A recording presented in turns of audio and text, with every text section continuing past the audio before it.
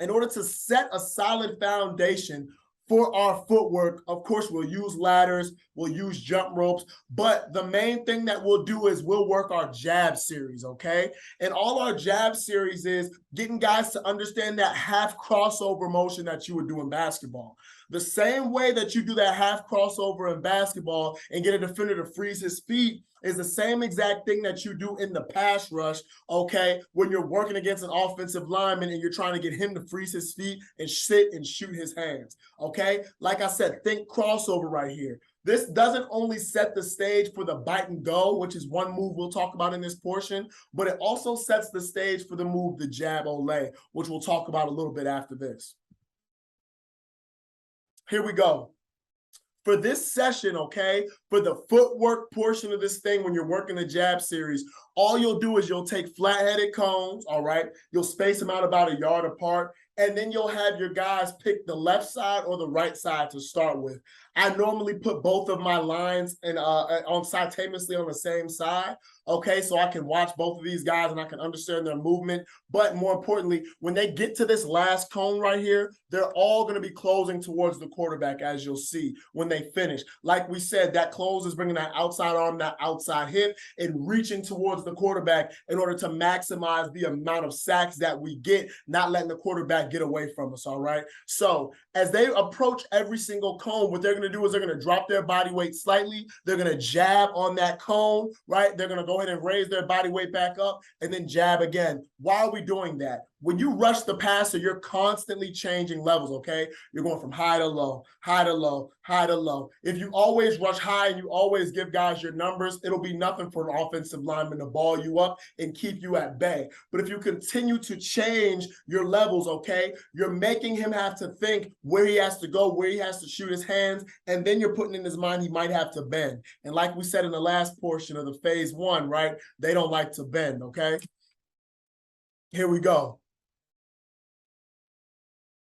Most important part of this drill, other than the bottom half of their body, is going to be the top half of their body, okay? So we see our guys right here throwing in the head fake as much as possible. That's something that we harp with, all right? We harp on this because an offensive lineman is going to be able to see that head fake, and he'll believe it even more, okay, than just the lower part of your body. He's not focused on the lower part of your body. He's seeing the upper half of your body because that's where he's going to set, and that's where he's aiming to punch, okay? So when you give that little head fake, right, and you sell it, being able to throw and over-exaggerate that, that helps us sell this movement even more.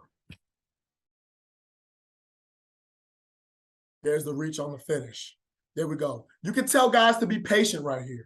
Okay, we don't have to rush through this right here like my man Zach. I think this was entirely too fast. I think all he did was try to get through this drill. We're not trying to get through this drill. We're trying to accentuate and exaggerate that movement. Okay, and as we exaggerate that movement, we're getting guys to be able to sell this bite and go, and later it's going to help them be able to sell this jab ole. Here we go. This is an excellent job right here by my man Ryan Johnson. You see how he throws that head fake every single time with an elite amount of exaggeration? That's what we want. We don't want guys just standing straight up, okay, and not giving any head fake up top. The top has to match the bottom. The amount of momentum that he's throwing to the side every time he jabs has to be able to match the head fake. That was a great job right there.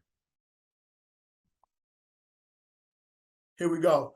We did the same thing here at the University of Oregon, except without using flat cones, all we did was use speed sticks, all right? So another kind of coaching point that goes with this drill is to treat every speed stick or every flat cone like an individual offensive lineman, okay? So when you get guys to do that, I kind of let the guys turn towards these speed sticks or these flat cones, because now it feels like I'm legitimately on an angle rushing against this guy on my angle of departure, okay? And if you legitimately get in their mind to simulate all those being separate rushes, it goes from just being one giant rep of a drill to 3 reps in one drill, as you can see right here. 3 does an excellent job being able to jab right on the speed stick, take it out, sell the head fake, and then on the end, be able to go ahead and slightly change a level to reach towards the quarterback on the close. This was an awesome job. 95 doesn't give as much of a head fake, but right here, he throws the hand. I'm okay with that. You have to either flash the hand or flash the head, okay? You've got to flash either one because that's what's going to sell this to an offensive lineman. Same thing right here. I put this on here because 3 does an unimaginable job, right, of being able to sell this thing. He legitimately looks like he's hooping. And I would say that to him all the time. I'm like, man, you're out there just hooping.